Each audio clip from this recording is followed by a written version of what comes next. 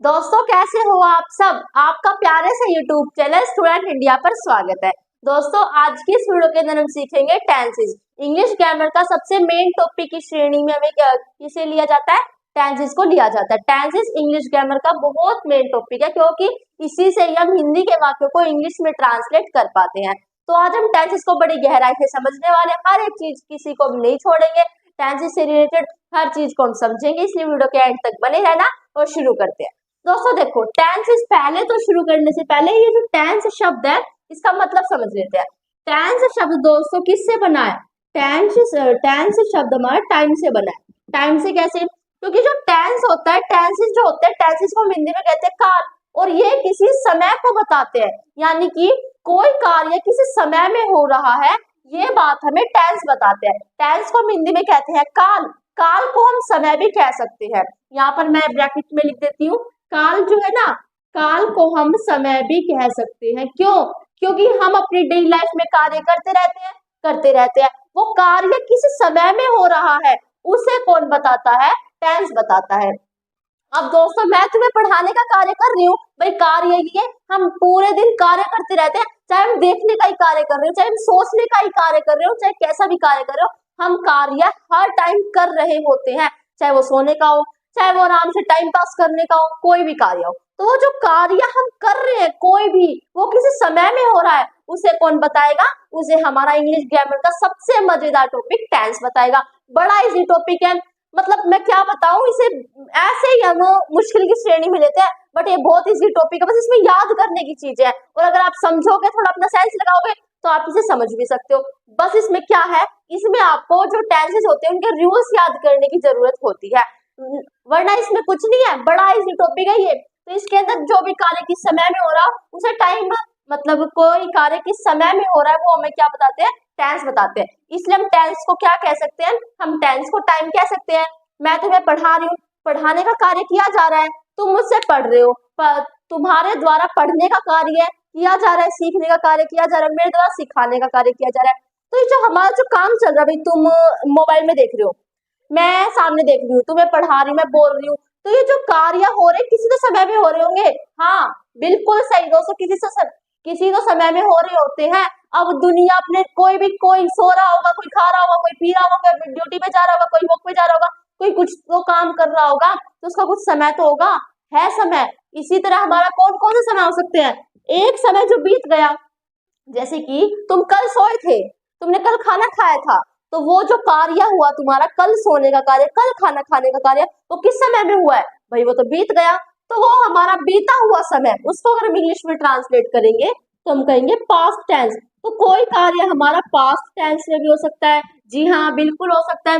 एक कार्य जो चल रहा है, सिंपल जो चल रहा है, जैसे कि मैं तुम्हें पढ़ा रही हूँ, तुम पढ़ रहे हो, वे खाना बना रहे हैं, mummy mummy mummy mummy duty जा रही है, तो सारे हमारे कार्य हो रहे हैं। ये कार्य किस समय में हो रहे हैं? भाई वर्तमान में चल रही है, बीते नहीं है कार्य।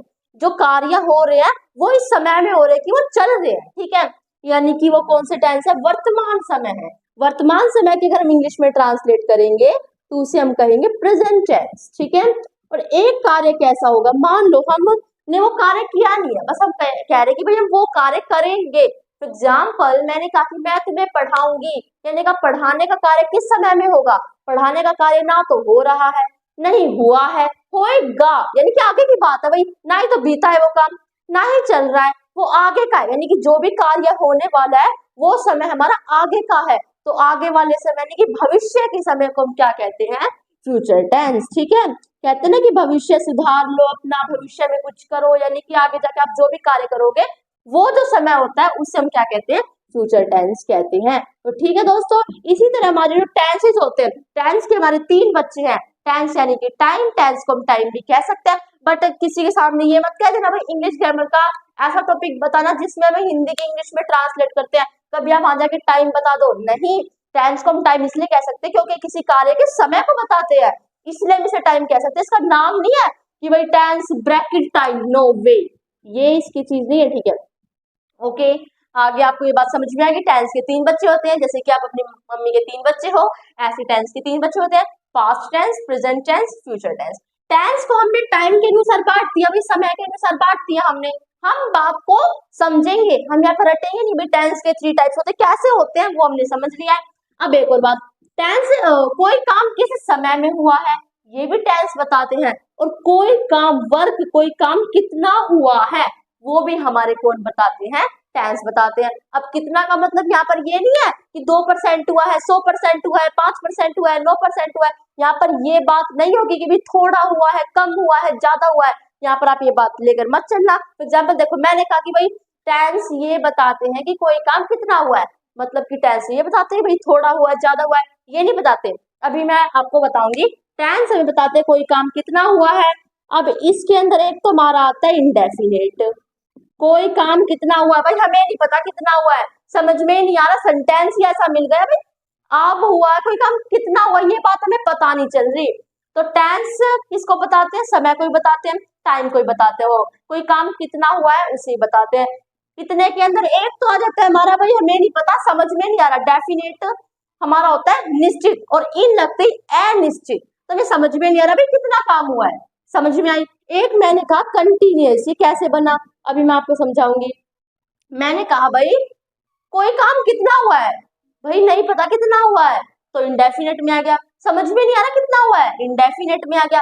मैंने किसी ने पूछा कोई काम कितना हुआ है, कोई भी काम, अभी हम एग्जाम्पल बहुत पढ़ेंगे, चिंता मत करो।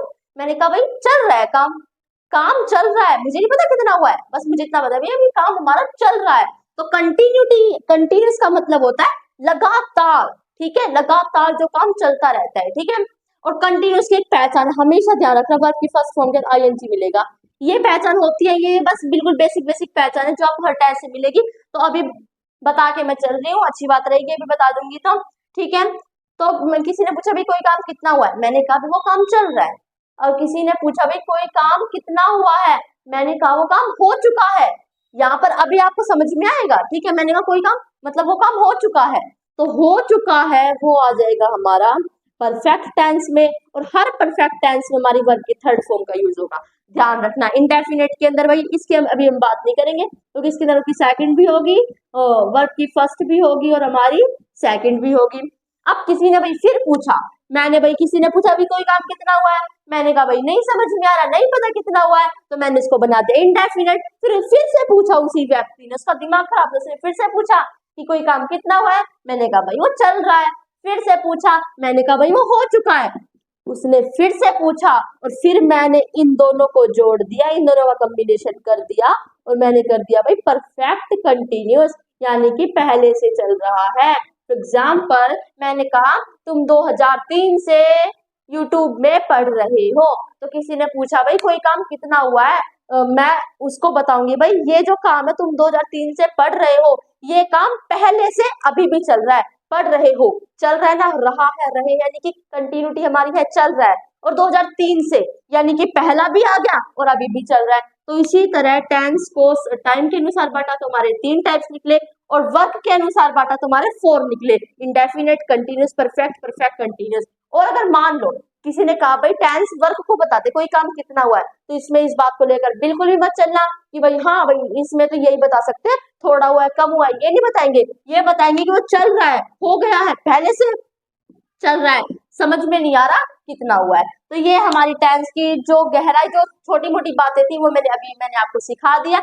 अब इनका और इनका क्या रिलेशन है उसे और समझ लेते हैं। एक समझने वाली बात दोस्तों, अभी मैंने आपको कहा था कि टेंसेस टाइम को ही बताते हैं और टेंसेस वर्क को ही बताते हैं, यानी कि काल बताते हैं कि कोई काम कितना हुआ है। अब वो काम कितना हुआ है ये पास्ट में भी हो सकता है, भाई कोई पास्ट में सवाल कर ले, कोई सारी बातें पास्ट में पूछ ले कि भाई कोई काम कितना हुआ है, कोई काम कितना हुआ है सारी बात कोई प्रेजेंट में पूछ ले, और कोई काम कितना हुआ है ये सारी बात वो फ्यूचर में पूछ ले।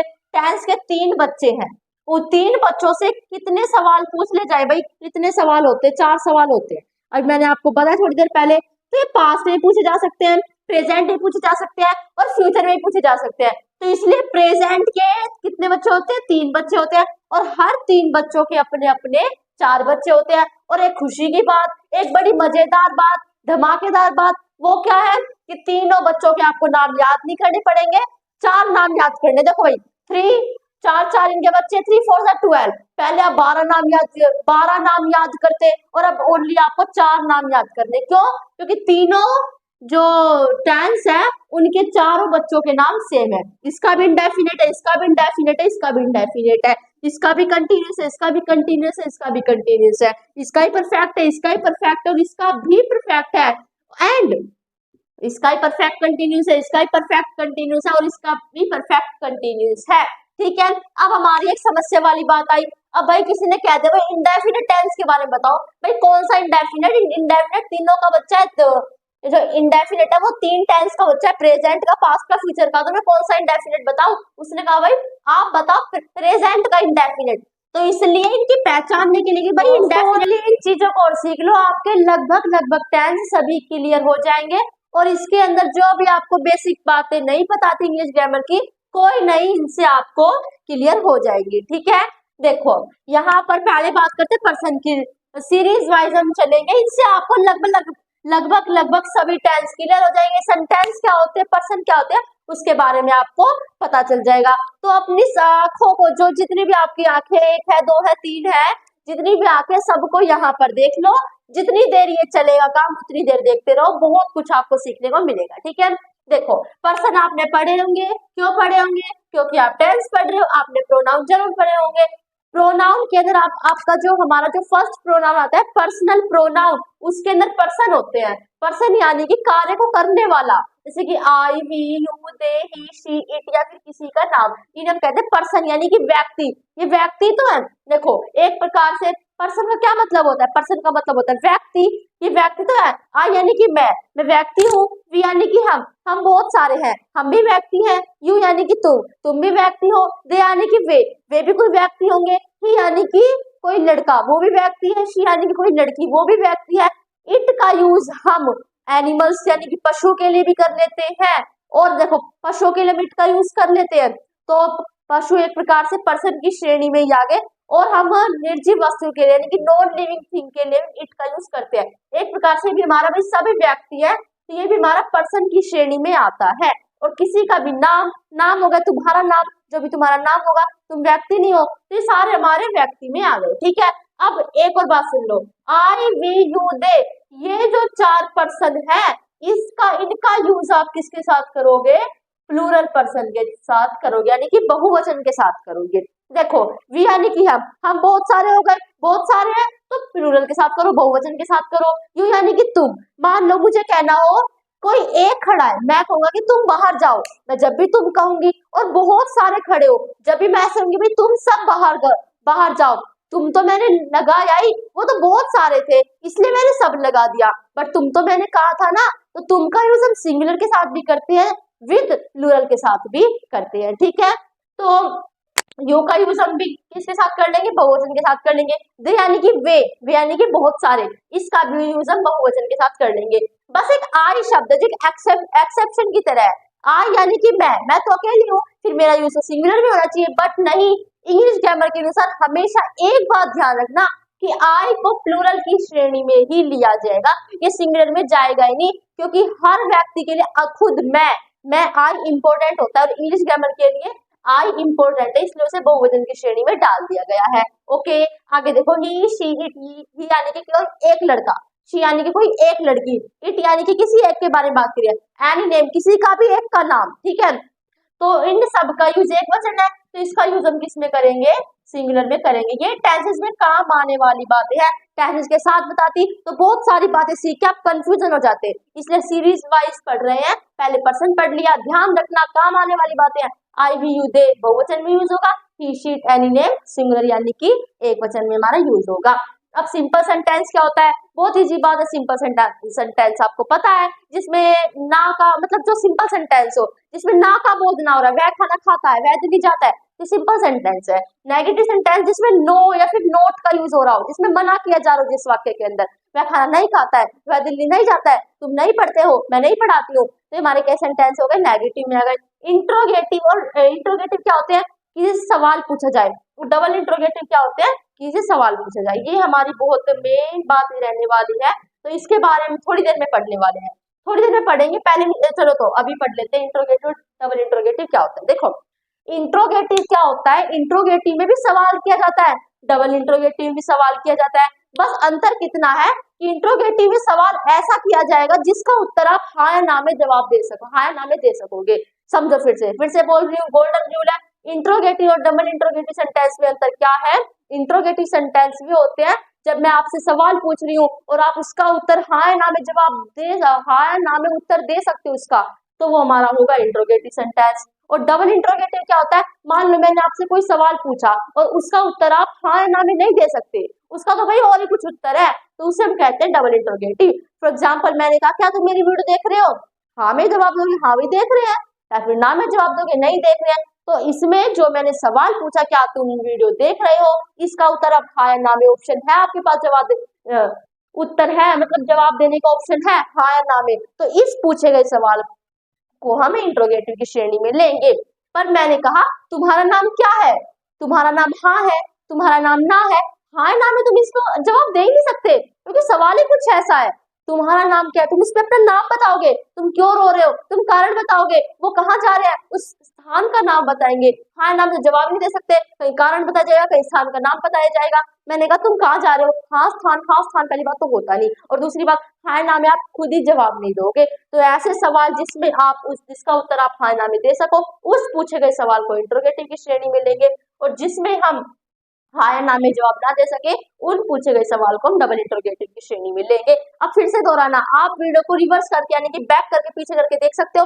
मैंने जितने भी इंट्रोगेटिव के उदाहरण बोले थे उन सब में क्या जो शब्द था, जो सवाल को जो मतलब सवाल पूछने का जो शब्द होता है ना, क्या क्यों, ये जो इंट्रोगेटिव के अंदर तो जितने मैंने आपको उदाहरण बोले थे क्या शब्द पहले आया था, पर डबल इंट्रोगेटिव के अंदर क्या शब्द बाद में आया था। तो ये बात ध्यान रखना। इसके जब हम सवाल पूछेंगे ना तो जो पूछा गया जो शब्द होगा सवाल का वो आगे आएगा, क्या तुमने खाना खाया, क्या मैं वहां गया, क्या शब्द पूछा जाएगा। और इंट्रोगेटिव सेंटेंस के अंदर हमेशा क्या ही पूछा जाता है, बट इसके अंदर भाई तुम क्यों रो रहे हो, कहाँ जा रहे हो, किससे मिलने जा रहे हो, क्या क्यों किससे क्या, ये सवाल पूछ सकते हैं। तो मैं आशा करती हूँ आपको इंट्रोगेटिव और डबल इंट्रोगेटिव के बीच में अंतर समझ में आ गया होगा। और एक और बात समझ लो, हमेशा इंट्रोगेटिव सेंटेंस जब आप इसमें इंट्रोगेटिव में सवाल पूछोगे तो हमेशा आप हेल्पिंग वर्ब का यूज करोगे। फिर से समझा रही हूँ, गोल्डन रूल है, बिना पलक झपकाए सुनना।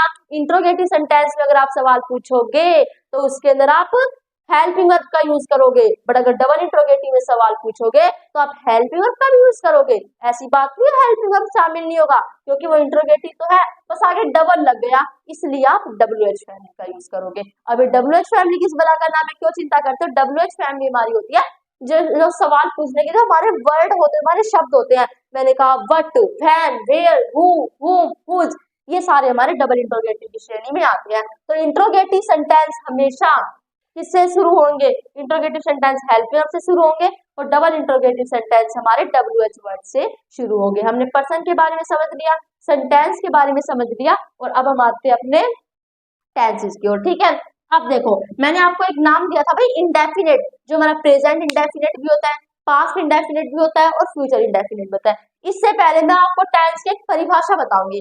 Tense is the form of verb, अब सोचते रहना, इससे आपको बाद में पता चलेगा। मैंने कहा tense is the form of verb, tense जो है काल जो हमारा ये टेंस है ये वर्ब की फॉर्म है।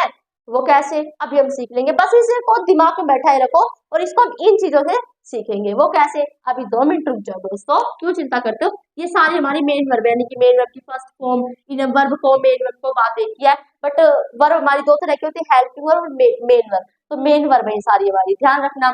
अगर हमारा sentence present indefinite, past indefinite, future indefinite, इनके अंदर सभी इंडेफिनेट के अंदर हम वर्ब की फर्स्ट फॉर्म का यूज करेंगे, सेकंड फॉर्म का यूज करेंगे। ध्यान रखना, इंडेफिनेट प्रेजेंट भी था, पास्ट भी था और फ्यूचर भी था। तीनों इंडेफिनेट में मतलब तीनों के अंदर नहीं होगी, जैसे प्रेजेंट इंडेफिनेट में होगी वर्ब की फर्स्ट फॉर्म सेकंड फॉर्म एक साथ, नहीं, इन तीनों टेंस में दो चीजें कॉमन होंगी, वर्ब की फर्स्ट फॉर्म और सेकंड फॉर्म, यानी कि प्रेजेंट और फ्यूचर इंडेफिनेट। प्रेजेंट इंडेफिनेट और फ्यूचर इंडेफिनेट में तो वर्ब की फर्स्ट फॉर्म का यूज होगा और ओनली पास्ट इंडेफिनेट में वर्ब की सेकंड फॉर्म का यूज होगा। ठीक है, अगर कंटिन्यूस की बात होती है, चाहे वो प्रेजेंट कंटिन्यूस हो, पास्ट कंटिन्यूस हो, फ्यूचर कंटिन्यूस हो, दोनों में कॉमन बात है, तीनों में वर्ब की फर्स्ट फॉर्म का आईएनजी लगा पाएगा। वर्ब की first form plus ING verb की फोर्थ फॉर्म बनाता है, जो आपको पता है, आपने गाइड्स के अंदर पढ़ा होगा। ठीक है, अब बात आती है परफेक्ट की, चाहे वो तीनों परफेक्ट हो, प्रेजेंट परफेक्ट, पास्ट परफेक्ट और फ्यूचर परफेक्ट, तीनों में एक चीज कॉमन है, तीनों में हम वर्ब की थर्ड फॉर्म का यूज करेंगे। तीनों टेंस में हम वर्ब की फर्स्ट फॉर्म प्लस आईएनजी का यूज करेंगे, बट इसके अंदर दो tense present indefinite past indefinite के अंदर वर्ब की फर्स्ट फॉर्म का यूज करेंगे। नहीं, प्रेजेंट इंडेफिनिट और फ्यूचर इंडेफिनिट के अंदर हम वर्ब की फर्स्ट फॉर्म का यूज करेंगे। पास्ट इंडेफिनिट के अंदर हम वर्ब की सेकंड फॉर्म का यूज करेंगे। और अगर बात आती है परफेक्ट कंटिन्यूस की, तब भी हम वर्ब की फर्स्ट फॉर्म प्लस में आईएनजी का ही यूज करेंगे, क्योंकि भाई काम चल रहा है, तू तो पहले से था परफेक्ट, यानी कि पहले से था, तू क्यों आ रहा है बीच में, हम तो अपना काम चलाएंगे ना। तो कंटिन्यूस की बात मानी गई और वर्ब की फर्स्ट फॉर्म प्लस आईएनजी हमारा लगा दिया गया। कंटिन्यूस जब शब्द आएगा ना तो समझ लेना भाई काम चल रहा है, लगातार चल रहा है, इसलिए हमारी दिल की धड़कनें लगातार चलती रहती है।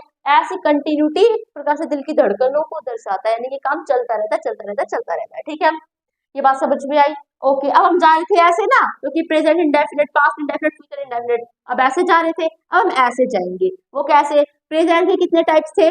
चार, indefinite, continuous, perfect, perfect continuous. तीनों के अंदर, चारों के अंदर हमारी हेल्प में कौन कौन सी यूज होंगी? Do, does, is, am, are, has, have. ये 1 2 3 4 5 6 7, ये 7 वर्ब है जो मतलब कौन कौन से टेंस में आएंगे वो तो आगे की बात है, बट मैंने बता दिया भाई ये वर्ब यूज होंगी। ठीक है, अब देखो, प्रेजेंट इंडेफिनिट के अंदर होगी डू डज, प्रेजेंट कंटिन्यूस के अंदर होगी is, am, are, present perfect के अंदर होंगी हैज, हैव, और प्रेजेंट परफेक्ट कंटिन्यूस के अंदर होगी हैज बीन, हैव बीन लग जाएगा बस। ठीक है, अब आती है पास्ट की बात। पास्ट इंडेफिनिट हो, कंटिन्यूस हो, परफेक्ट कंटिन्यूस हो, चारों टेंस के अंदर कोई कोई एक वर्ब तो पाएगी ही। डिड, वॉज, वर, हैड, ये 4 वर्ब हमारी किसकी है? पास्ट की है। ये 7 वर्ब हमारी प्रेजेंट की है। अब ये यूज होगी प्रेजेंट इंडेफिनिट में, ये दोनों यूज होंगी प्रेजेंट कंटिन्यूस में, और ये यूज होगी ये यूज होगी पास्ट इंडेफिनिट में, ये यूज होंगी पास्ट कंटिन्यूस में, ये होगी पास्ट परफेक्ट में, और पास्ट परफेक्ट कंटिन्यूस में हेड के बाद बीन लगा देना। ठीक है, पास्ट परफेक्ट कंटिन्यूस का क्या है? Had, been. अब बात आ जाती है फ्यूचर की। फ्यूचर इंडेफिनिट और कंटिन्यूस और परफेक्ट कंटिन्यूस और विल शैल तो लगेगा ही, बस अंतर क्या होगा? अगर फ्यूचर इंडेफिनिट है तो ओनली विल शैल लगाओ, फ्यूचर कंटिन्यूस है तो विल बी शैल बी लगा दो, बिल बी ई ये शब्द लग जाएगा फ्यूचर कंटिन्यूस में। अगर फ्यूचर परफेक्ट है तो विल हैव शैल हैव लगा दो। ठीक है, और अगर फ्यूचर परफेक्ट कंटिन्यूस है तो will have been shall have been लगा दो। तीनों टेंस के परफेक्ट कंटिन्यूस में बीन शब्द का यूज होगा। ठीक है, ये मैं आशा करती हूँ आपने बहुत कुछ सीख लिया इनसे। अब देखो, इन सब के अंदर ये सारी वर्ब का ही तो बात हो रही है, सारी है ना जितनी भी हमारी जितनी वर्ब है ये सारी हमारी पता कौन सी वर्ब होती है? हेल्पिंग वर्ब, सहायक क्रिया, जिन्हें हम ऑक्सिलरी वर्ब भी कहते हैं। ये थी हमारी मेन वर्ब, ये थी हमारी हेल्पिंग वर्ब। ठीक है, तो देखो टेंस हमारे किससे बन रहे हैं? टेंस हमारे इन वर्ब से ही तो बन रहे हैं।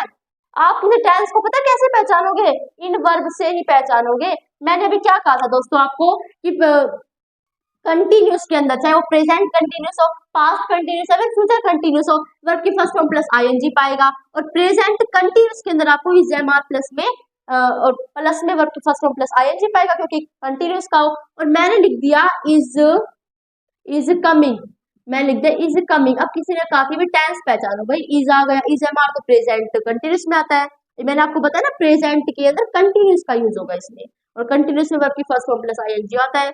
तो इन वर्ब से ये जो दो वर्ब है ना, इन्हीं से हमने पहचाना है कि प्रेजेंट कंटिन्यूस टेंस है। तो इसलिए भी मैंने आपको थोड़ी देर पहले कहा था कि इस वर्ब को दिमाग में बैठा लेना कि tense is the form of verb.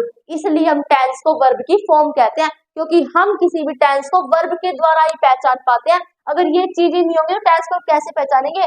सभी 12 के 12 टेंस मैंने इसके अंदर आपके क्लियर कर दिए हैं। और देखो मैंने अभी आपको सारे 12 टेंस समझाए हैं, पक्की बात है। और सभी टेंस के अंदर सारी वर्ब है, ये सारी वर्ब है, और वर्ब लगाऊंगी जब भी आप टेंस पहचानोगे भाई ये टेंस है, ये टेंस है। इसलिए टेंस हमारी वर्ब की फॉर्म होती है, क्योंकि हम टेंस को वर्ब की फॉर्म्स द्वारा ही पहचानते हैं। अब दो शब्दों हमने सब कुछ सीख लिया, बस हमारे दो शब्द है ना जो बड़े बड़े लिख रखे हैं, सिंस और फोर, इसे और समझ लेते हैं। सिंस और फोर का यूज तीनों टेंस के चौथे बच्चे में यूज होगा। तीनों टेंस का चौथा बच्चा कौन सा था? परफेक्ट कंटिन्यूस, चाहे वो प्रेजेंट परफेक्ट कंटिन्यूस हो, पास्ट परफेक्ट कंटिन्यूस हो, या फिर फ्यूचर परफेक्ट कंटिन्यूस हो। तीनों टेंस का जो चौथा बच्चा था उसमें दो चीज का यूज होगा, सिंस और फोर का। वर्ब की फर्स्ट फॉर्म प्लस आईएनजी का तो यूज होगा, बीन का तो यूज होगा ही, जैसे कि has been, have been, had been, will have been, shall have been, इनका तो यूज होगा ही, बट दो शब्द हो रहे हैं, सिंस और फॉर का यूज होगा। सिंस और फॉर का किसका होगा, यूज होगा। क्यों होगा अभी बता देती हूँ। देखो अभी मैंने आपको थोड़ी देर पहले जब मैं आपको टेंसेस के बारे में समझा रही थी, भाई एक तो वो टाइम के अनुसार हो गया और एक किसके अनुसार हो गया, वर्क के अनुसार। तो मैंने परफेक्ट कंटिन्यूस का नाम लिया था। उसके लिए मैंने आपको उदाहरण दिया था कि मान लो मैं एक उदाहरण देती हूँ, मैं तुम्हें 2003 से पढ़ा रही हूँ। तो कब से पढ़ा रही हूँ, 2003 से पढ़ा रही हूँ ना। तो ये जो 2003 शब्द आ गया ना, और ये परफेक्ट कंटिन्यूस है, फ्यूचर में भी आएगा, पास्ट में भी आएगा, प्रेजेंट में भी आएगा। तो इस 2003 इस समय के लिए हमने सिंस और फोर को बनाया है। अब सिंस का यूज किसके साथ होगा, फोर का यूज कब होगा वो भी समझेंगे। सिंस का यूज होगा निश्चित समय के लिए। अगर समय हमें निश्चित बता रखा होगा ना, तो हम सिंस का यूज करेंगे। पर अगर हमें समय अनिश्चित यानी कि समझ में नहीं आ रहा, भाई कोई काम मतलब कितने बजे से अच्छी समझ में नहीं आ रहा, तो वो हमारा उसमें हम फोर का यूज करेंगे। दोनों का यूज परफेक्ट कंटिन्यूस में होगा, जैसा कि आपको दिख रहा है, लिख रहा है, ठीक है। मैंने कहा था अभी मैं तुम्हें 2003 से पढ़ा रही हूँ, तो 2003 पूरी पक्की डेट आपको समझ में आ रहा है, भाई पढ़ाने का काम चल रहा है और 2003 से हो रहा है, 2003 हमारी पक्की डेट है, इसलिए हम 2003 के साथ जब हम इसकी इंग्लिश बनाएंगे ना, तो सिंस 2003 लिखेंगे। क्यों, क्योंकि 2003 एक पक्की डेट है और पक्की डेट के आगे हम सिंस का यूज करते हैं। ओके, मैंने कहा मैं तुम्हें 2 घंटे से पढ़ा रही हूँ, 2 घंटे कौन से, नहीं पता 2 घंटे कौन से, तो जब आप 2 आवर इसकी इंग्लिश बनाओगे ना, मैं तुम्हें 2 घंटे से पढ़ा रही हूँ, 2 घंटे 2 आवर के आगे आप इंग्लिश बनाते समय 4 लगा दोगे। तो ध्यान रखना। और सभी जो हमारे होते हैं सुबह शाम, morning time, evening time, afternoon time, ये हमारी एक पक्की डेट है, उनकी सुबह से पढ़ा रही हूँ, शाम से पढ़ा रही हूँ, पक्की डेट है, इनके आगे हमेशा सिंस का यूज होगा। मैं आशा करती हूँ आपको सिंस के बारे में समझ में आ गया होगा, फोर के बारे में समझ में आ गया होगा, पर्सन क्या होता है, नोट, ये सिंपल सेंटेंसेस क्या होते हैं, डबल इंटरोगेटिव, इंटरोगेटिव क्या होता है, ये भी बात समझ में आ गई होगी। टेंस इसको वर्ब की फॉर्म भी कहते हैं, ये भी समझ में आ गया होगा। आशा करती हूँ बहुत चीजें आपने सीख ली हैं। अब बस एक चीज और सीख लो, वो क्या, वो आप जानते भी होंगे, कई बच्चे जानते होंगे, जितने मेरी वीडियो देख रहे होंगे ना, ज्यादा तो जानते ही होंगे, 100% में से 99-95% जानते होंगे कि सब्जेक्ट का पैटर्न क्या होता है, वो इंग्लिश ग्रामर का सब्जेक्ट वर्ब ऑब्जेक्ट। ध्यान रखना ये पैटर्न होता है, सब जानते हैं, सब जानते हैं, सब जानते हैं। अब वर्ब के अंदर हमारी 2 वर्ब आती है, हेल्पिंग वर्ब और मेन वर्ब, ये 2 चीजें हमारी आती है, ठीक है।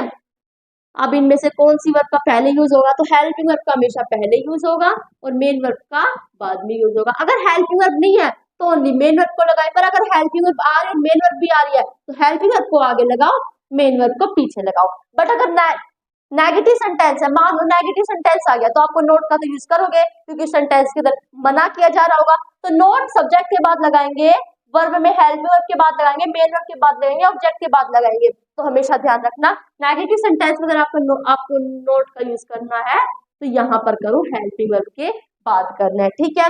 और अगर इंट्रोगेटिव सेंटेंस है, तो इंट्रोगेटिव सेंटेंस का पैटर्न होता है, आगे वर्ब होती है, फिर सब्जेक्ट होता है और फिर ऑब्जेक्ट होता है। वर्ब के भी कितने टाइप से होते हैं, हेल्पिंग वर्ब और मेन वर्ब। तो इसके अनुसार पहले आएगी हेल्पिंग वर्ब, फिर आएगा हमारा सब्जेक्ट, फिर आएगी मेन वर्ब और फिर आएगी ऑब्जेक्ट। अगर नेगेटिव सेंटेंस है इंट्रोगेटिव के अंदर, इंट्रोगेटिव नेगेटिव, तो हेल्पिंग वर्ब पहले, सब्जेक्ट पहले, उसके बाद नोट, फिर मेन वर्ब और फिर ऑब्जेक्ट। और अगर डबल इंट्रोगेटिव सेंटेंस है तो यही रहेगा, आगे बस WH वर्ड को जोड़ देना, क्योंकि डबल इंट्रोगेटिव हमेशा WH वर्ड से शुरू होते हैं। तो ये था हमारा पैटर्न, इसे जरूर समझ लेना, क्योंकि पैटर्न हमारे यूज होने वाले हैं, ठीक है। ओके, हमने बहुत चीज सीख लिया है, इसका आप स्क्रीनशॉट ले सकते हो, बहुत कुछ है इसमें, आप 2 बार सीखो, 3 बार सीखो, इतना ही आपके लिए अच्छा रहेगा, क्योंकि बहुत ज्यादा, बहुत बहुत बहुत ज्यादा जरूरी है, ठीक है। तो हमने सीख लिया है और अब हम बढ़ते हैं अपने टेंसेस की तरफ। दोस्तों मुझे कुछ स्मेल आई कि आपको पैटर्न अच्छे समझ में नहीं आएगा, यानी कि अभी मैंने आपको थोड़ी देर पहले बताया था कि simple sentence, negative sentence, interrogative sentence के पैटर्न, वो आपको, वो फॉर्मेट आपको समझ में नहीं आया, तो चिंता क्यों कर रहे हो, जिसको समझ में नहीं आया वो समझ लो, और जिसको समझ में 1% आ भी गया तो वो भी समझ लो, क्योंकि इसमें एक मैं नई बात एक और बताने वाली हूँ। क्या वो है, वो बाद में बताई जाएगी। अब मैंने आपको पैटर्न बताया था इंग्लिश का, वो क्या था, सब्जेक्ट वर्ब ऑब्जेक्ट। अगर सिंपल सेंटेंस है तो सब्जेक्ट होगी, वर्ब हमारी 2 तरह की होती है, हेल्पिंग वर्ब और मेन वर्ब। हेल्पिंग वर्ब पहले आएगी, मेन वर्ब बाद में, फिर ऑब्जेक्ट। नेगेटिव सेंटेंस है तो सब्जेक्ट, हेल्पिंग वर्ब के बाद नोट आ जाएगा, मेन वर्ब और ऑब्जेक्ट, ठीक है। यहाँ पर देखो जो हमारा मेन क्या है, मेन हमारा नोट है। नेगेटिव सेंटेंस में हेल्पिंग वर्ब के बाद ही हम क्या लगाएंगे, नोट लगाएंगे। ठीक है, ठीक है। आगे देखो, इंट्रोगेटिव सेंटेंस है तो हेल्प वर्ब आगे आ जाएगी। ध्यान रखना, इंट्रोगेटिव सेंटेंस है तो वर्ब आगे आ जाती है, ऑब्जेक्ट आगे आ जाता है, और सब वर्ब आगे आ जाती है, सब्जेक्ट उसके बाद आ जाता है, फिर ऑब्जेक्ट। अगर हमारी हेल्प वर्ब नहीं दे रखी तो मेन वर्ब को आगे लिख दो, फिर सब्जेक्ट, फिर मतलब हेल्प वर्ब को हमेशा देते ही है, ऐसा तो है नहीं, हेल्पिंग वर्ब देते ही नहीं है। ठीक है, तो इंट्रोगेटिव सेंटेंस है तो हेल्पिंग वर्ब आगे आ जाएगी, फिर सब्जेक्ट, फिर मेन वर्ब, फिर ऑब्जेक्ट। अगर इंट्रोगेटिव नेगेटिव सेंटेंस है, ये कैसे सवाल होता है? सवाल अभी करके दिखाऊं? मैंने कहा कि क्या तुम मुझसे नहीं पढ़ रहे हो, या फिर हाँ में जवाब दोगे हाँ नहीं पढ़ रहे हैं, या फिर तुम ना में जवाब दोगे नहीं पढ़ रहे हैं। तो हाँ ना में आप जवाब दे सकते हो, तो क्या भी आ गया इसमें, इंट्रोगेटिव भी आ गया और मना भी कर दिया, क्या तुम नहीं पढ़ रहे हो। तो इंट्रोगेटिव नेगेटिव के अंदर हेल्प वर्ब था, सब्जेक्ट था, बाद में नोट लगा दो, फिर मेन वर्ब, फिर ऑब्जेक्ट, और लास्ट में इंट्रोगेटिव साइन तो रहेगा ही। ठीक है, इंट्रोगेटिव सेंटेंस की पहचान है, इंट्रोगेटिव सेंटेंस का ये साइन होता है, ध्यान रखना। ठीक है, अगर सेंटेंस है डबल इंट्रोगेटिव तो WH वर्ड से शुरू होगा, क्योंकि अभी बताया था, उसके बाद हेल्पिंग वर्ब जैसा यहाँ पर था, फिर सब्जेक्ट, फिर मेन वर्ब, फिर ऑब्जेक्ट। और अगर सेंटेंस डबल इंट्रोगेटिव नेगेटिव है, ये कैसा होता है? तुम क्यों नहीं जा रहे हो, तो क्यों भी आ गया, डबल इंट्रोगेटिव भी आ गया, हाय ना में भी जवाब नहीं दे सकते, कारण बताओगे, और नहीं भी आ गया। तो ऐसे सवाल में WH वर्ड आगे था, हेल्पिंग वर्ब आगे था, सब्जेक्ट आगे था, इसकी तरह देखो सही इंट्रोगेटिव नेगेटिव में था ना, WH वर्ड लगा के सारा सेम कर दो, और डबल इंट्रोगेटिव में क्या होगा, WH वर्ड लगा के इंट्रोगेटिव का सारा सेम कर दो, नोट आ जाएगा, मेन वर्ब आ जाएगा, ऑब्जेक्ट आ जाएगा, और प्लस में साइन ऑफ इंट्रोगेशन आ जाएगा। ठीक है, तो हमारा पैटर्न जो हमने सीख लिया है।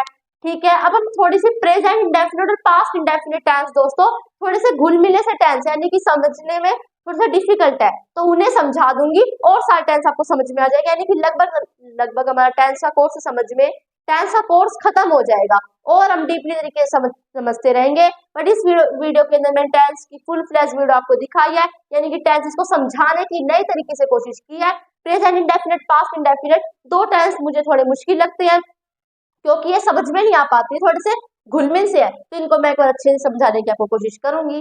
ठीक है, तो उनकी तरफ बढ़ते हैं। प्रेजेंट इंडेफिनिट और पास्ट इंडेफिनिट को ऐसा समझाने का तरीका किसी ने नहीं बताया होगा जैसा भी मैं आपको बताने वाली हूँ। इससे आपको प्रेजेंट इंडेफिनिट और पास्ट इंडेफिनिट में अंतर भी समझ में आ जाएगा। अंतर तो भाई साफ साफ दिखता ही है, अंदर तो कुछ है नहीं, बट आपको इसके रूल्स भी समझ में आ जाएंगे। ठीक है, तो देखो प्रेजेंट इंडेफिनिट के अंदर सामग्रियां क्या क्या है, प्रोडक्ट क्या क्या है, पास्ट इंडेफिनिट के अंदर सामग्री यानी कि वे शब्द कौन कौन से, पहले तो मैं उन्हें लिख देती हूँ। इसके अंदर एक तो वर्ब की फर्स्ट फॉर्म है कि ये चीज है, कि ये शब्द है, एक ये सब्जी है, भिंडी की सब्जी है, एक डू शब्द है और एक डज शब्द है। ये तीन सब्जी, तीन सामग्री इसके अंदर मिलेंगी। पास्ट इंडेफिनिट टेंस के अंदर कौन सी सामग्री है, वर्ब की फर्स्ट फॉर्म भी है, वर्ब की सेकंड फॉर्म भी है और डिड भी है। ठीक है, ठीक है, ये सामग्री इसमें मिलेंगी। ओके, अब कौन सा सेंटेंस किस सामग्री को अपना रहा है ये चीज देखेंगे। ठीक है, यहाँ पे मैंने पेन उठा लिया है। देखो अगर सेंटेंस हमारा सिंपल है, अगर सेंटेंस हमारा सिंपल है तो वो उठाता है वर्ब की फर्स्ट फॉर्म को, बट अगर सेंटेंस हमारा नेगेटिव है तो वो उठाता है किसको, डू को, डज को और डू को, डज को और वर्ब की फर्स्ट फॉर्म को, यानी कि सिंपल सेंटेंस तो उठाएगा ओनली वर्ब की फर्स्ट फॉर्म को। प्रोडक्ट प्रेजेंट इंडेफिनिट के अंदर प्रोडक्ट हमारे चार होते हैं, मेरे ध्यान नहीं रहा, ध्यान आ गया है, एस या फिर ईएस को। ठीक है, तो सिंपल सेंटेंस जो है दोस्तों वो तो उठाएगा वर्ब की फर्स्ट फॉर्म और एस या ईएस को, इसे उठाएगा सिंपल सेंटेंस। फिर आई नेगेटिव सेंटेंस की बारी। नेगेटिव सेंटेंस ने उठाया डू डज को, नेगेटिव सेंटेंस ने उठाया डू डज को और वर्ब की फर्स्ट फॉर्म को। ठीक है, अब आ इंट्रोगेटिव की बारी। इंट्रोगेटिव भी तो इसी का ही भाई है, फिर से समझो। प्रेजेंट इंडेफिनिट के अंदर चार सामग्री थी, वर्ब की first form, do does, S या इज। फिर आई सेंटेंस की बारी। पहले आए सिंपल सेंटेंस में, मैं इनमें से क्या चुनूं, सिंपल सेंटेंस ने चुना वर्ब की फर्स्ट फॉर्म को और एस या ईएस को। फिर आई नेगेटिव की बारी। नेगेटिव ने क्या चुना, डू को उठा लिया, डज को उठा लिया, वर्ब की फर्स्ट फॉर्म को उठा लिया, उसने ऐसे ही इसको नहीं उठाया, सिंपल सेंटेंस ने डू और डज को नहीं उठाया। ठीक है, फिर इंट्रोगेटिव की बारी। इंट्रोगेटिव बोला कि मैं भी नेगेटिव तेरा ही भाई हूँ, तो मैं भी जो तैने उठाया वही उठा लेता हूँ। इंट्रोगेटिव ने भी डू को उठा लिया, डज को उठा लिया और वर्ब की फर्स्ट फॉर्म को उठा लिया। फिर आई पर्सन की बारी। पर्सन कौन कौन से थे? दो तरह के हमारे पर्सन थे, प्लूरल और सिंगुलर। ठीक है, अब प्लूरल और सिंगुलर सिंपल सेंटेंस में भी आ जाएंगे। सिंपल सेंटेंस के अंदर क्या था? वर्ब की फर्स्ट फॉर्म और एसईआईएस। प्लूरल पर्सन बोले, प्लूरल पर्सन कौन कौन से थे? I, we, you, they. I, we, you, they ने कहा सिंपल सेंटेंस के अंदर मैं वर्ब की फर्स्ट फॉर्म को उठाया, एसईआईएस को उठाऊं। उसने कहा भाई मैं बहुवचन हूं, इसलिए मैं ओनली वर्ब की फर्स्ट फॉर्म को उठाऊंगा। तो अगर आप जब हिंदी की इंग्लिश बनाओ और हमारा प्रेजेंट इंडेफिनिट टेंस हो तो आप ओनली वर्ब की फर्स्ट फॉर्म का यूज करोगे बहुवचन के अंदर। फिर सिंपल सेंटेंस के अंदर अगर सिंगुलर पर्सन आ गया तो बोला भाई मैं इसको उठाऊं, मैं दोनों को उठा लेता हूँ। उसने वर्ब की फर्स्ट फॉर्म को भी उठा लिया और एस या ईएस को भी उठा लिया। ऐसे बात है नेगेटिव सेंटेंस के अंदर। नेगेटिव सेंटेंस का बहुवचन व्यक्ति बोला, प्लूरल बोला कि भाई मैं डू को उठाऊं, डस को उठाओ या वर्ब की फर्स्ट फॉर्म को उठाओ। उसने प्लूरल ने उठाया डू को और वर्ब की फर्स्ट फॉर्म को। फिर बारी आई सिंगुलर की। सिंगुलर नेगेटिव का सिंगुलर बोला कि मैं किसको उठाऊं, डू को, डज को या फिर वर्ब की फर्स्ट फॉर्म को। तो उसने उठाया डज को और वर्ब की फर्स्ट फॉर्म को उठा लिया। ठीक है, तो ये था हमारा कंसेप्ट। फिर आई इंट्रोगेटिव की बारी। इंट्रोगेटिव का प्लूरल बोला मैं किसे उठाऊं। इंट्रोगेटिव का प्लूरल उठाएगा डू को और वर्ब की फर्स्ट फॉर्म को। इंट्रोगेटिव का सिंगुलर उठाएगा डज को और वर्ब की फर्स्ट फॉर्म को। ठीक है, तो इस तरीके से शायद आप किसी ने आपको समझा नहीं होगा। पहले सामग्री, पहले अब अगर आप सीखो ना तो पहले सामग्री की बात करो, फिर सेंटेंस की बात करो, फिर पर्सन की बात करो। ठीक है, अब यहाँ पर देखो प्रोडक्ट के अंदर 4 प्रोडक्ट थे और 3 थे वर्ब की first form, second form, did. फिर आई सेंटेंस की बारी। सिंपल सेंटेंस ने किसे उठाया? सिंपल सेंटेंस ने उठाया वर्ब की सेकंड फॉर्म को। सिंपल सेंटेंस बोला भाई मैं ओनली वर्ब की सेकंड फॉर्म को चुन रहा हूँ, सिंपल सेंटेंस बोला। फिर आई नेगेटिव की बारी। नेगेटिव ने चुना डिड को और वर्ब की फर्स्ट फॉर्म को। फिर आई इंट्रोगेटिव की बारी। इंट्रोगेटिव बोला भाई मैं भी तेरा ही भाई हूँ, उसने भी डिड को और वर्ब की फर्स्ट फॉर्म को चुन लिया। ठीक है, अब देखो मैंने आपको एक बात बताई थी थोड़ी देर पहले कि इंडेफिनिट के अंदर चाहे वो प्रेजेंट इंडेफिनिट हो, पास्ट इंडेफिनिट हो, फ्यूचर इंडेफिनिट हो, सब में वर्ब की सेकंड फॉर्म का यूज होगा। बट इसमें तो वर्ब की फर्स्ट फॉर्म भी आ रही है। अभी हम समझेंगे। देखो सिंपल सेंटेंस के अंदर तो हमारी वर्ब की सेकंड फॉर्म आ गई थी। नेगेटिव सेंटेंस के अंदर भी वर्ब की सेकंड फॉर्म का यूज कर रहे हैं, डिड। जो दोस्तों डिड है ना वो डू की सेकंड फॉर्म है। अगर आपने वर्ब याद किया डू करना, डिड डन। ठीक है, तो सिंपल सेंटेंस ने तो वर्ब की सेकंड फॉर्म को उठा लिया। नेगेटिव सेंटेंस ने डू की सेकंड फॉर्म को उठाया। वो बोला नहीं मैं डू की सेकंड फॉर्म को उठा लूंगा, तो ये भी सेकंड ही फॉर्म है डिड। तो पास्ट इंडेफिनिट को हम वर्ब की सेकंड फॉर्म में ही लेंगे कि वर्ब की सेकंड फॉर्म का यूज होता है। अगर डिड वर्ब की सेकंड फॉर्म आ ही गई तो उसके बाद वर्ब की फर्स्ट फॉर्म लगा देंगे। क्या चला जाता है नेगेटिव सेंटेंस में? डिड सेकंड फॉर्म लगा तो दी, उसके बाद तो वर्ब की फर्स्ट फॉर्म लगा, फोर्थ फॉर्म लगाओ, मर्जी है। पर हम कहते हैं कि डिड के बाद वर्ब की फर्स्ट फॉर्म को ही लगाओ पास्ट इंडेफिनिट के अंदर नेगेटिव और इंट्रोगेटिव सेंटेंस है। अब आती है पर्सन की बारी। पर्सन प्लूरल हो, सिंपल सेंटेंस के अंदर पर्सन बहुवचन हो या फिर एकवचन हो, वर्ब की फर्स्ट फॉर्म का यूज करेंगे। मतलब सबके साथ वर्ब की फर्स्ट फॉर्म का यूज होगा। और मतलब कि नेगेटिव और इंट्रोगेटिव सेंटेंस में पर्सन हमारा प्लूरल हो, सिंगुलर हो, तब भी हम वर्ब की सेकंड फॉर्म, वर्ब की फर्स्ट फॉर्म और डिड का ही यूज करेंगे। तो ये था हमारा आज का कंसेप्ट जिसको हमने टेंसेस की वीडियो के अंदर सीखा। तो दोस्तों मैं आशा करती हूँ आपको वीडियो बहुत पसंद आई होगी। अभी हमारी वीडियो खत्म नहीं हुई है, अब हम सीखेंगे पहचान, कैसे पहचानेंगे कौन सा tense present indefinite, past indefinite, कौन सा टेंस 12 टेंसेस के अंदर पहचानेंगे कैसे, वो हम सीखेंगे। इतना कुछ तो सीख लिया, बट आपने एक चीज तो सीखी नहीं कि आप टेंस को पहचानोगे कैसे। अगर हिंदी के वाक्य में आ गया, किसी ने कह दिया भाई ये बताओ कौन सा टेंस है, उसे कैसे पहचानोगे, ये तो सीखना ही पड़ेगा ना। तो चलो उसे भी सीख लेते, क्यों छोड़े, अगर हम टेंस फुल तरीके से पढ़ रहे हैं तो इसे भी क्यों छोड़े। ठीक है, पढ़ लेते हैं। देखो प्रेजेंट इंडेफिनिट टेंस को कैसे पहचानेंगे।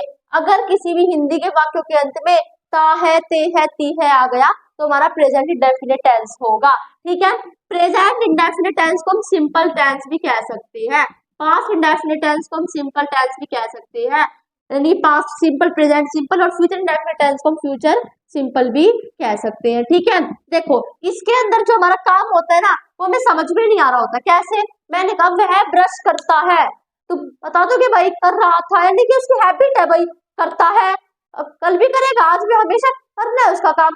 तो सिंपल बात है, इसमें भी सेंटेंस मतलब काम कितना हुआ है मैं बात समझ में नहीं आ रही। इंडेफिनिट यानी कि काम कितना हुआ समझ में नहीं आ रहा। मैं तुम्हें पढ़ाती हूँ भाई, कल भी पढ़ाया था, आगे भी पढ़ाऊंगी, बात क्या है इसमें, बस हैबिट है हमारी। तो जो इंडेफिनिट है ना, तीनों इंडेफिनिट, ये हमारे हैबिचुअल एक्शन को बताते हैं, यानी कि आदत बताते हैं। तो इनके अंत में ता है ते है, प्रेजेंट इंडेफिनिट के अंत में ता है ते है ती है पाएगा। इसके अंत में ता था ते था ती था, या फिर आ ई ऊ ये आएंगे, ठीक है। उसने खाना खाया, वह खाना खाता था, उसने ब्रश की, तो ई ऊ ए ये इसके पास्ट इंडेफिनिट की पहचान है। हिंदी के वाक्यों के अंत में होगा ये सारी चीज, ठीक है, एंड में होगी सारी चीजें, ये सारी चीज कहाँ होंगी, एंड में होंगी, ठीक है। फ्यूचर इंडेफिनिट की क्या है, गागेगी, वह खाना खाएगा, वह खाना खाएगी, वह ब्रश करेगा, वह दिल्ली जाएगा, तुम फुटबॉल खेलोगे। तो फ्यूचर इंडेफिनिट की पहचान है गागेगी। आपको आपका काम ओनली सुनना है, ता है ते है ती ही, ता था ते था ती था, या फिर आ ई ए, ठीक है। गागेगी। प्रेजेंट कंटिन्यूस रहा है रहे हैं रही है, पास्ट कंटिन्यूस रहा था रहे थे रही थी, फ्यूचर कंटिन्यूस रहा होगा रहे होगे रही होगी। प्रेजेंट परफेक्ट चुका है चुके है चुकी है, पास्ट परफेक्ट चुका था चुके थे चुकी थी, था लग जाएगा कि पास्ट है भाई, बीती बात है था, प्रेजेंट अब की बात है, फ्यूचर यानी कि आगे की बात है तो गा, तो चुका होगा चुके होंगे चुका होगा, ये मतलब भूमिका से रिलेटेड है, ठीक है। प्रेजेंट परफेक्ट कंटिन्यूस से रहा है से रही है से रहा हूँ, पास्ट परफेक्ट कंटिन्यूस से रहा था से रही थी से रहा हूँ, से रहा था से रही थी से रहे थे। फ्यूचर परफेक्ट कंटिन्यूस से रहा होगा से रहे होंगे से रही होगी।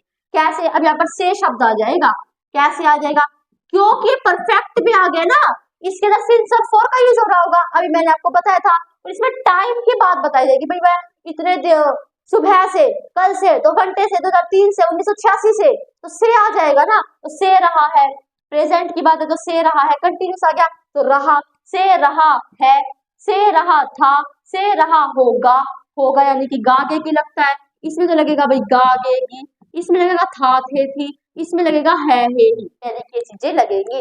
तो इनकी पहचान है, फिर से बता देती हूँ, ध्यान से सुनना, आपके दिमाग में पक्का बैठ जाएंगे।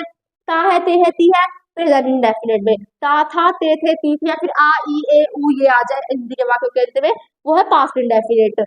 और इसके अंदर होगा गेगी पा जाए तो फ्यूचर इंडेफिनिट। रहा है रहे हैं रही है, प्रेजेंट कंटिन्यूस, रहा था रहे थे रही थी, पास्ट कंटिन्यूस, रहा होगा रहे होंगे रही होंगी, फ्यूचर कंटिन्यूस, चुका है चुके है चुकी है, प्रेजेंट परफेक्ट, चुका था चुके थे चुकी थी, पास्ट परफेक्ट, चुका होगा चुके होंगे चुकी होंगी, फ्यूचर परफेक्ट, से रहा है से रही है से रहा हूँ, प्रेजेंट परफेक्ट कंटिन्यूस, से रहा था से रहे थे से रही थी, पास्ट परफेक्ट कंटिन्यूस, से रहा है से रहा होगा से रहे होंगे, फ्यूचर परफेक्ट कंटिन्यूस।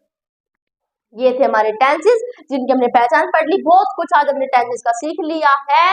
और जैसे कि मैंने आपको बताया था कि डूडल्स का यूज हम किस पर्सन के साथ करेंगे, डिड का किस पर्सन के साथ करेंगे, तो ऐसी बात हमारी is am are goes were has have had इनमें भी आती है। एक बार इसे और सीख लेते हैं, लास्ट टॉपिक रहने वाला है, इसके बाद आपके टेंस लगभग यानी कि बहुत कुछ ही आपका क्लियर हो जाएगा। मैंने सोचा भी था मैं इतना आपको पढ़ा भी पाऊंगी, पर अगर मैंने इतना कुछ पढ़ा दिया टेंस का तो एक चीज रहती है उसे भी पढ़ा देते हैं। दोस्तों हमारे लास्ट टॉपिक रहने वाला जिसे हम सीखने वाले हैं, तो हमारा क्या है, इसके अंदर सभी पर्सन की बात की जाएगी, भाई कौन सा पर्सन किस हेल्पिंग वर्ब को अपनाएगा। जैसे कि मैंने आपको बताया था कि डू के साथ हम प्लूरल पर्सन का यूज करेंगे, आई वी यू दे का यूज करेंगे, डज के साथ हम he she it any name का यूज करेंगे। मैंने अभी आपको बताया था डिड के साथ हम सभी पर्सन का यूज कर सकते हैं। वर्ब की फर्स्ट फॉर्म के साथ हम आई वी यू दे का यूज करेंगे, ये प्रेजेंट इंडेफिनिट का और ये पास्ट इंडेफिनिट का भी मैंने आपको बताया था। और एक और बात, वर्ब की सेकंड फॉर्म का यूज भी हम ऑल पर्सन के साथ कर सकते हैं, हम करेंगे, ठीक है। तो यहाँ पर भी हम वर्ब की फर्स्ट फॉर्म प्लस आईएनजी का यूज किसके साथ करेंगे, he she it any name के साथ करेंगे। इसका यूज हम is am are present continuous की हेल्पिंग वर्ब है, इसका यूज हम he she it any name के साथ भी कर सकते हैं। एम का यूज हम आई के साथ करेंगे ओनली, क्योंकि आपने इंग्लिश ग्रामर के अंदर ये रूल ही है, हमेशा सुना कभी आई एम, तो आई के साथ एम का यूज होता है। और आर का यूज हम वी यू दे के साथ हम आर का यूज करेंगे। ओके, वॉज का यूज हम आई ही शी इट एनी नेम के साथ करेंगे। यहाँ पर ये रूल नहीं बनता, यहाँ पर पता क्या होता है, देखो आई वी यू दे प्लूरल की चीज थी, तो वर्ग के साथ तो हम आई वी यू दे का यूज करेंगे, बट इसने क्या किया, वॉज ने ही शी इट एनी नेम को तो रखा, वर्ग के आई को छीन लिया, तो वॉज में हमेशा आई ही शी इट एनी नेम और वर्ग में वी यू दे, ठीक है। हैज के साथ हम he she it any name का यूज करेंगे, चाहे वो हैज हो या फिर हैज बीन हो। हैज है हमारा प्रेजेंट परफेक्ट, हैज बीन है प्रेजेंट परफेक्ट कंटिन्यूस। अभी मैंने आपको बताया था, बस थोड़ा दोहरा लो इसे, ठीक है। अब चाहे वो हैव हो या फिर हैव बीन हो, उसके साथ हम आई वी यू दे का यूज करेंगे। हैड के साथ सभी पर्सन, हैड बीन के साथ भी सभी पर्सन, चाहे वो हैड हो हैड बीन हो। हैड हमारा पास्ट परफेक्ट, हैड बीन हमारा पास्ट परफेक्ट कंटिन्यूस। विल के साथ हम he she it you they any name का यूज करेंगे। ये बात हमेशा ध्यान रखना, आई और वी का यूज ओनली शैल के साथ होता है, शैल का यूज ओनली आई और वी के साथ होगा। जितने पर्सन बचे उनके साथ हम विल का यूज करेंगे, चाहे विल हो, विल बी हो, विल हैव बीन हो, सबके साथ हम he she it you they any name का यूज करेंगे। और शैल हो, शैल बी हो, शैल हैव बीन हो, सबके साथ हम आई और वी का यूज करेंगे। बट आपको मिल जाएगा, आई के साथ विल भी मिल जाएगा, वी के साथ विल भी मिल जाएगा, बट इंग्लिश ग्रामर के अनुसार हमेशा आई और वी के साथ शैल का यूज होता है। पर अगर मतलब ये चीज आपको मिलेगी, आई के साथ विल का यूज होगा, बट अगर आई के साथ विल का यूज हो रहा है तो हमेशा आई के साथ विल का यूज डिटरमिनर के लिए होता है, वो आगे की बात है, ठीक है। आई के साथ विल का भी यूज होता है, बट इंग्लिश ग्रामर के अनुसार ये बिल्कुल सही चीज है, आई और वी के साथ शैल का यूज करेंगे। तो ये थे हमारे टेंसेस, पूरे टेंसेस हमने पढ़ लिए हैं। आशा करती हूँ टेंसेस आपको अच्छे समझ में आए होंगे। अगर वीडियो पसंद आए तो वीडियो को लाइक करना, हर जगह शेयर करना, सब्सक्राइब करना। शेयर करना बहुत जरूरी है, क्योंकि ऐसा कंसेप्ट यानी कि ऐसा तरीका वीडियो बनाने का या फिर समझाने का किसी वीडियो के अंदर नहीं मिल पाएगा। अलग ही था ये, क्योंकि मैंने खुद ही बनाया, सोच के तो मैं ये आई थी कि ओनली प्रेजेंट इंडेफिनिट टेंस समझाऊंगी, पर जब वीडियो बनाते रहते तो दिमाग में अपने आप आते हैं, भाई ये चीज करवा देते हैं, ये चीज करवा देते हैं, ठीक है। तो बहुत मेहनत की गई है, तो इसलिए वीडियो को लाइक करना, अगर पसंद आए तो लाइक करना, हर जगह इस वीडियो को शेयर करना, ताकि वे भी थोड़े से टाइम में सभी टेंसेस को सीख सके। ज्यादा इसमें 2 घंटे 3 घंटे तो लगे नहीं होंगे, 1 घंटे की तो बनी गई होगी, तो कोई नहीं, 1 घंटे से कम की होगी शायद, 5-10 मिनट की। और चैनल को सब्सक्राइब करना, ताकि जो आगे की वीडियोस बनाऊंगी उसकी नोटिफिकेशन आपके पास पहुंच जाए। अपने घर पर खुश रहना, देखने के लिए धन्यवाद। Thanks for watching my video. जय हिंद, जय भारत। और आप भी खुश रहो, मजे करो, मस्त रहो, खाओ पियो, खुश रहो।